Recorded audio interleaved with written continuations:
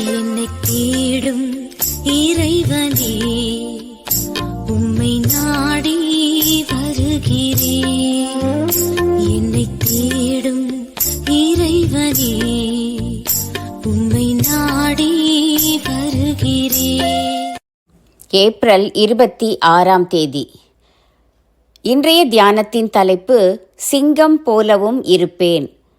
வாசிக்க வேண்டிய திருமறை பகுதி ஓசியா 5 அதிகாரம். தங்கள் ஆபத்தில் என்னை கருத்தாய் தேடுவார்கள்.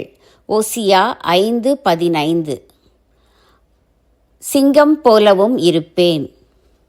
ஆசாரியர்களை, அதாவது ஆன்மீக தலைவர்களை கண்டித்து இந்த அதிகாரம் எழுதப்பட்டுள்ளது.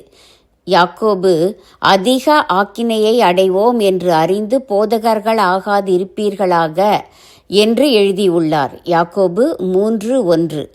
இங்கே தலைவர்கள் அடையப் போகும் அதிக ஆக்கினைகள் எச்சரிக்கையாக எழுதப்பட்டுள்ளன.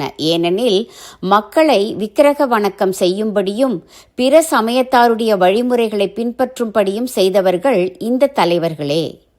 இஸ்ரவேலை பொறுத்தவரை மன்னராயிருந்த யெரொபெயாம் தன் நிலையை உறுதிப்படுத்திக் கொள்வதற்காக பொற்கன்று குட்டிகளை செய்து அவற்றிற்கு ஆராதனை செய்யும்படி செய்தான். இன்றும் திருச்சபை தலைவர்கள் சுயநலத்தோடு செய்கின்ற அவலங்கள் சபை மக்களை வெளிச்சத்தை விட்டு இருளுக்குள் வழிநடத்துகின்றனவே. தீர்க்கதரிசி இஸ்ரவேல் நாட்டிலுள்ள இடங்களின் பெயர்களை சொல்லி வரவிருக்கும் தண்டனைகளை சொல்லுகிறார். எப்பிராயிம், கிபியா, ராமா, பெத்தாவேன், பென்யமீன் என்று முக்கியமான இடங்களில் வாழ்வோரும் கோத்திரத்தாரும் தேவனுடைய உக்கிர கோபத்தை அனுபவிப்பார்கள் என்கிறார். இந்த மக்கள் சோரம் போனார்கள். இவர்களுடைய உள்ளங்களில் வேசித்தன ஆவி இருந்தது. அதாவது இவர்கள் ஒரே தெய்வமான தேவனை விட்டு விக்கிரக வணக்கம் செய்ததோடு சிற்றின்பங்களுக்கும் அடிமைகளானார்கள். பொட்டரிப்பு, உறுப்பு வியாதி, காயம் என்று அவர்களுக்கு வரப்போகும் தண்டனைகள் சொல்லப்படுகின்றன. சிங்கம் மக்களை பீறி போடுவதைப் போல ஆண்டவர் அவர்களை தண்டிப்பார். தப்புவிப்பார் இல்லாமல் தண்டனைக்கு ஆளாவார்கள். தேவன் இஸ்ரவேலரை தெரிந்து கொண்டு அவர்களுக்கு வளமான நாட்டையும் பின்பற்ற நியாயப்பிரமாணத்தையும் கொடுத்தார். கொழுத்து போன அந்த இனம் ஆண்டவருக்கு துரோகம் செய்தது. கடுமையாக தண்டிக்கிறார்.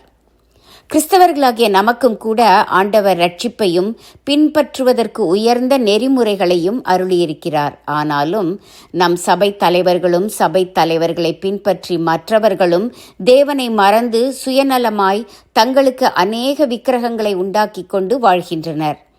வீணான கட்டளைகளை உருவாக்கி அவற்றை பின்பற்றுகின்றனர். இறுதி வசனம் கூறுவது போல நம் குற்றங்களை உணர்ந்து தேவனை தேடுவோம். ஆபத்து வருகிறது, ஆண்டவரை தேடுவோம். இஸ்ரவேலரின் கதை நமக்கு பாடமாக எழுதி வைக்கப்பட்டுள்ளது. இஸ்ரவேலரின் கதை நமக்கு பாடமாக எழுதி வைக்கப்பட்டுள்ளது. ஜெபம்.